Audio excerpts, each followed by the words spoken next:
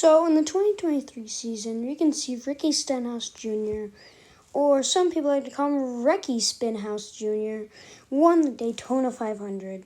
But let me tell you, it was no easy because he's blood, sweat, and tears to get to this moment, and I will show you along the way on how we got to this exact moment in NASCAR. So like I said earlier, Ricky Stenhouse Jr. gets barely any respect from his fellow drivers as they call him Ricky Stenhouse Jr. And I have a clip for that in just a second, but I've made a whole compilation of Ricky Stenhouse Jr. living up to his nickname, Ricky Stenhouse Jr., on the track, either wrecking someone or being wrecked or just causing a big crash from him being like incompetent or something. So I have this little clip from NASCAR channel itself, and I have a little compilation to show you after that. 6 years old, and my question is, which driver causes the most crashes? Which driver causes the most crashes? It's got to be Ricky Stenhouse, right? Oh, no. Is that what y'all are calling him? I mean, that's been around for a few years. Oh, Ricky Stenhouse. Trouble on the right front, look like. Second caution of the day. Oh, Crash! Stenhouse in the wall. Should have known. And Chris Buescher with him. Oh, Stenhouse almost 4 wide at the very bottom, makes contact, sends him directly into that inside wall and then into that safer barrier. And in that initial skirmish, one of those cars involved was Quinn Houff, who has never turned. I forgot to mention, he's also a very aggressive driver. So, yeah, this is where he just turned Brad Keselowski into all the other cars and wrecked almost like 25 cars. So, that's not very good. So, yeah. This is the clip from the 2023 Yellowwood 500. And you can see Ricky Stenhouse's car, the number 47, being pushed by the number 8 of Kyle Busch. And I gave Ricky Stenhouse the nickname the Mistletoe. You can see here he shoots up to the front like a missile, aggressively does something, wrecks, or just falls to the back of the pack, sticks his toe where he doesn't belong, wrecks, spins, wrecks someone else, or just outright just fails to do anything. So you can see here he's aggressively changing lanes from that low line to the upper line to try to take the lead from the Penske guys down there of Blaney and Cindric. So you can see here Busch is just trying to push him so he doesn't deal with him anymore. You can see Stenhouse is trying to do anything to like get down to that low line. And you can see Busch is just not having any of this. So, yeah. Ricky Stenhouse Jr. actually wanted to be a dirt racer and didn't really consider being a NASCAR driver until a very weird occurrence. So here's a clip from the NASCAR channel itself from Ricky Stenhouse.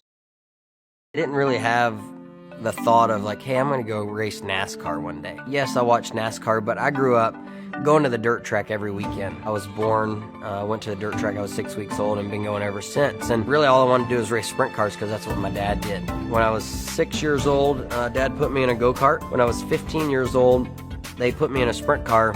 We won races and I ended up getting a ride for Tony Stewart and his sprint car team the first year out of high school. Moved to Indianapolis.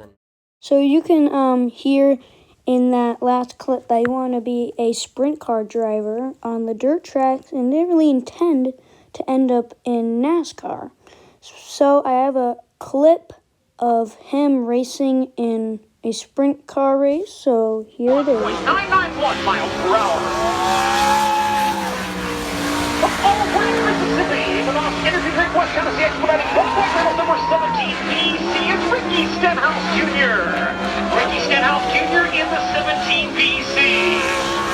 Opening lap time for Stenhouse is a 13.886.138. So what I can tell, he started his kind of stint in NASCAR racing in the ARCA Menards series.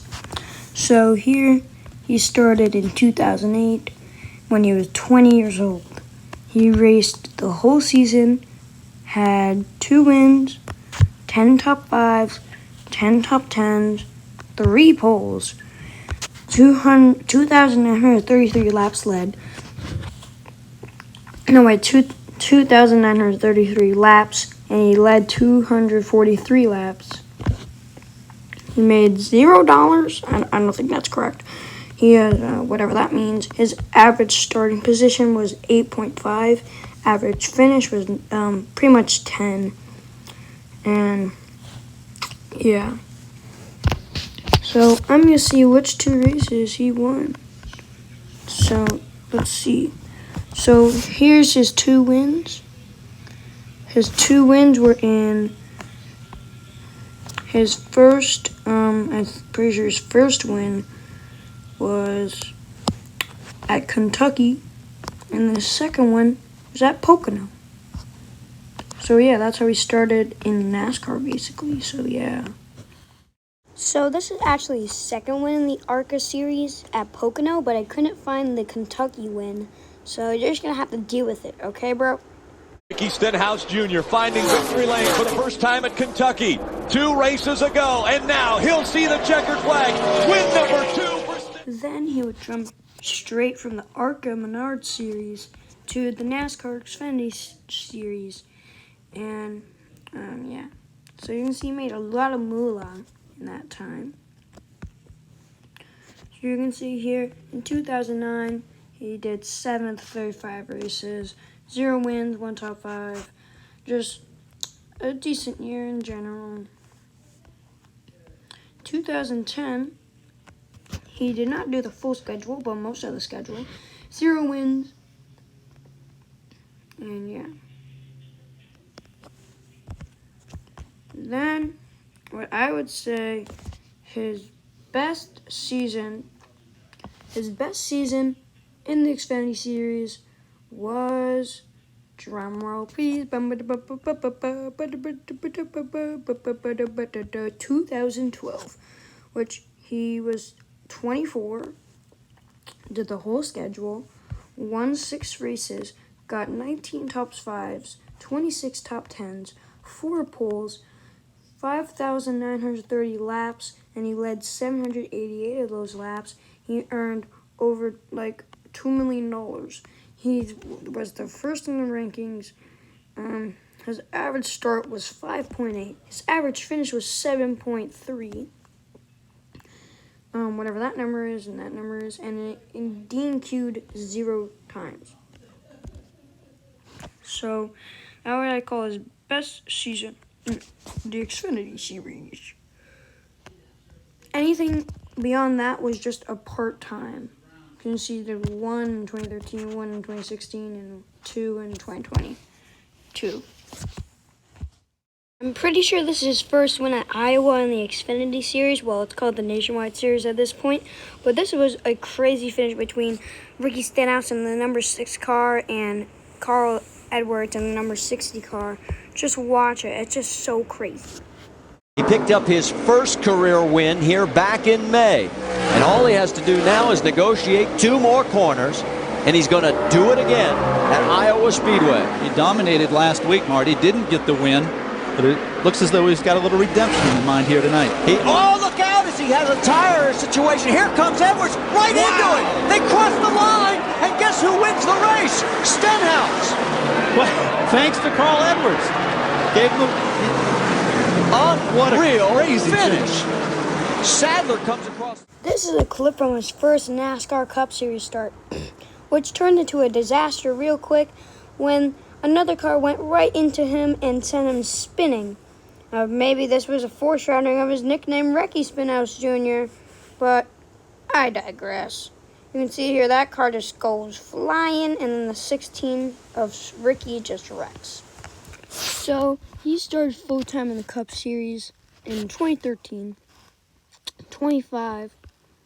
You can see here 0 wins, 1 top 5, 3 top 10s, 1 pole, led 35 laps, a lot of moolah. Yeah, you see those stats. 2014, still pretty much the same, 0 wins, 1 top 5, improving a little bit, getting 5 top 10s, but no pole this time. led not a single lap. So this might be a downgrade. 2015, again, going downhill for like the third time in a row, bro. Oof, not looking too good.